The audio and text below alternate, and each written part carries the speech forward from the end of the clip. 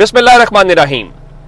लाखों करोड़ों दुरूदो सलाम मोहम्मद मुस्तफ़ा सल्लल्लाहु अलैहि वसल्लम और आले मोहम्मद पर। मैं हूं उमर दराज गोंदल। आज सुप्रीम कोर्ट ने जो वजाहत जारी की है वो वजाहत बहुत सारे लोगों के ऊपर भारी पड़ी है। उसकी वजह यह है कि वो पूरा प्लान करके बैठे हुए थे कि जनाब देखिए हम जो है आईनी तरमीम करेंगे और आईनी तरमीम करने के बाद हम सबको फिक्स कर लेंगे। अब मैं आपको बताना यह चाहता हूं कि इस वक्त सबसे बड़ी खबर क्या है। सबसे बड़ी खबर यह है कि इस्लामाबाद के अंदर एक बिल्कुल गैर मामूली सूरत हाल है। उसकी वजह यह है कि अपनी तरफ से ये पूरा प्लान करके बैठे हुए तो हमें तो इस चीज की कोई जरूरत नहीं है, लेकिन वो कहते हैं ना कि कोई चीज आउट ऑफ सिलेबस आ गई, तो जस्टिस मुनीब और Justice Mansoor Ali Shah out of syllabus आ गए हैं। तो इस्लामाबाद में छुट्टियां बिल्कुल मनसूख की जा रही हैं। कुछ और गैर मामूली खबरें हैं जो आपसे शेयर करनी है। आज छुट्टी का दिन है और छुट्टी होने के बावजूद इलेक्शन कमीशन के जो स्पेशल सेक्रेटरी लॉ थे वो आज अपने दफ्तर पहुंचे। नंबर 1।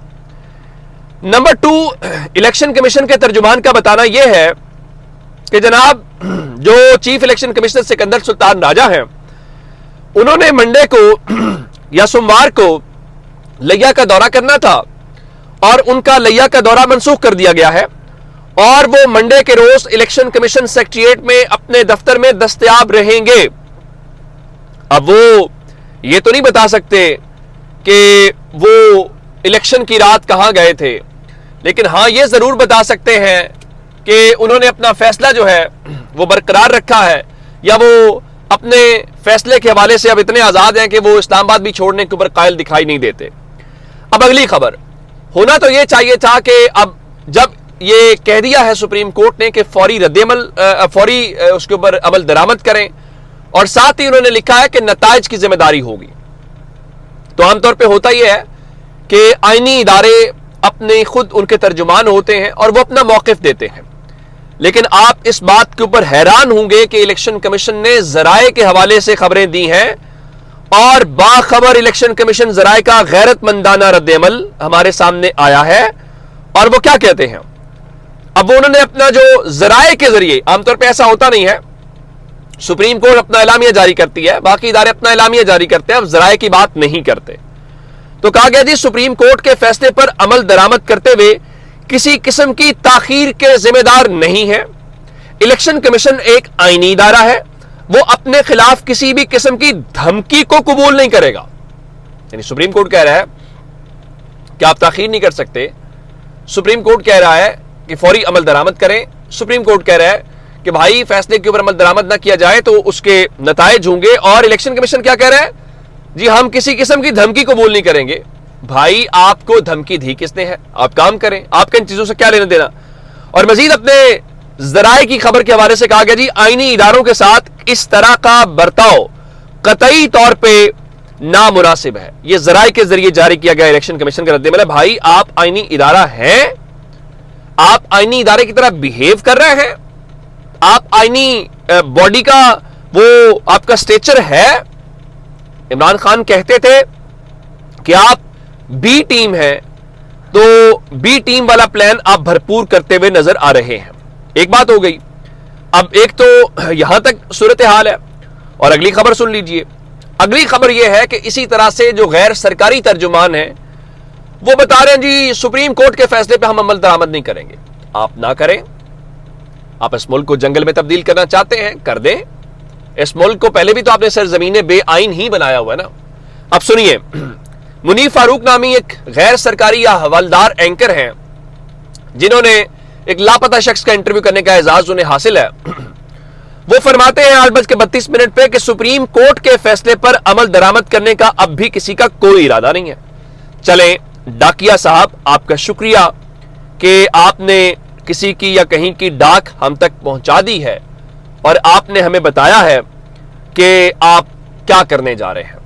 आप ना फैसले के ऊपर अमल दरामद करें। अब मैं आपको एक खबर दे देता हूं कि शहबाज शरीफ की मौलाना फजल रहमान से मुलाकात हुई, बाकी लोगों की हुई, वो कायल नहीं हुए। अब जो वजीर कानून है आजम नजीर तारड़ और दीगर जो हुकूमती टीम है وہ مولانا فضل الرحمان کی رہائش گاہ کے اوپر پہنچی اور انہوں نے آئینی ترمیم کے مسودے کے اوپر انہیں بریفنگ دی، اور جے یو آئی کی قانونی ٹیم بھی ملاقات میں موجود تھی، اور مولانا کی تجاویز کے اوپر غور کیا گیا ہے۔ اور ایک خبر یہ بھی ہے کہ حکومت کل آئینی ترمیم لانا چاہتی ہے، اور شہباز شریف نے آج شرکاء کو عشائیہ دیا، اس میں ان کو آگاہ کر دیا گیا ہے۔ اور اب میڈیا میں خبریں یہ چلوائی جا رہی ہیں کہ جو چیف جسٹس کی مدت ملازمت ہے وہ نہیں بڑھائی جائے گی، آپ بڑھا بھی نہیں سکتے۔ اب پھر کیا کیا جائے گا؟ وہ کہتے ہیں ہم نے مولانا صاحب کا یہ مطالبہ مان لیا ہے، لیکن کیا کریں گے؟ اب اطلاعات یہ ہیں جی، وہ ایک جو سارے دن سے میں آپ کو بتا رہا ہوں کہ جی ایک آئینی عدالت، ایک نئی عدالت قائم کی جائے گی، اور نئی آئینی عدالت کا ایک اور چیف جسٹس ہوگا۔ چلے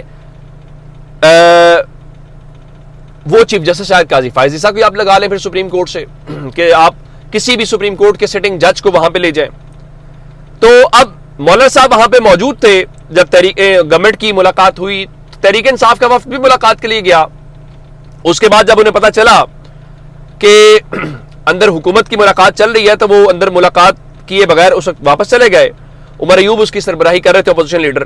تو جیسے ہی ان کی وفد حکومت کا گیا ہے تو اب تحریک انصاف کا وفد بھی مولانا فضل الرحمان کی رہائش گاہ پہنچ گیا ہے، اور ظاہر ہے مولانا کا کردار اس وقت بہت امپورٹنٹ ہے، اور امپورٹنٹ اس لیے ہے کہ یہ پاکستان کے مستقبل کا سوال ہے، اور اگر مولانا صاحب نے کسی وقتی چیز کے لیے کیا تو یہ آنے والے وقتوں میں پاکستان کا بہت بڑا نقصان ہوگا۔ آپ حیران اس بات کے اوپر ہوں گے، پاکستان بار کونسل جو وکلا کی بڑی نمائندہ تنظیم ہے، انہوں نے ایڈ ہاک ججز کی بھی سپورٹ کی۔ بدقسمتی کی بات یہ ہے کہ وکلا کی نمائندہ تنظیمیں آج کل طاقتوروں کے جو مفادات ہیں اس کے اکارڈنگلی ہمیں بہیو کرتی نظر آتی ہیں، یا حکومت کے مفادات، حالانکہ ان کو انڈیپینڈنٹلی کام کرنا چاہیے۔ تو پاکستان بار کونسل نے بھی آئینی عدالت کی قیام کی حمایت کر دی ہے۔ وہ کہتے ہیں کہ جی وہ اصل میں نا مقدمات کا بہت بوجھ ہے، تو یہ سارا کچھ ہے، اور یہی باتیں حکومت کہتی ہوئی دکھائی دے رہی ہے۔ اب اطلاعات یہ بھی ہیں، ایک تو قومی اسمبلی اور سینٹ کا ایجنڈا آ گیا ہے، اور کل جو اجلاس ہے اس کے ایجنڈے کے اندر بھی آئینی ترمیم شامل نہیں ہے۔ تو کیا آئینی ترمیم پیش نہیں ہو سکے گی؟ نہیں، معمول کا ایجنڈا معطل کر کے بھی یہ چیزیں ہو سکتی ہیں، اور اتوار کے روز جو ہے قومی اسمبلی کے اجلاس سے پہلے کل وفاقی کابینہ کا اتوار کے روز ذرا دیکھیے شرح دستور پہ چل کیا رہا ہے۔ ڈی جی لا الیکشن کمیشن کا جو ہے وہ پہنچ رہا ہے، چھٹیاں منسوخ ہو رہی ہیں، مولانا صاحب کی رہائش گاہ کے اوپر آپ جا رہے ہیں۔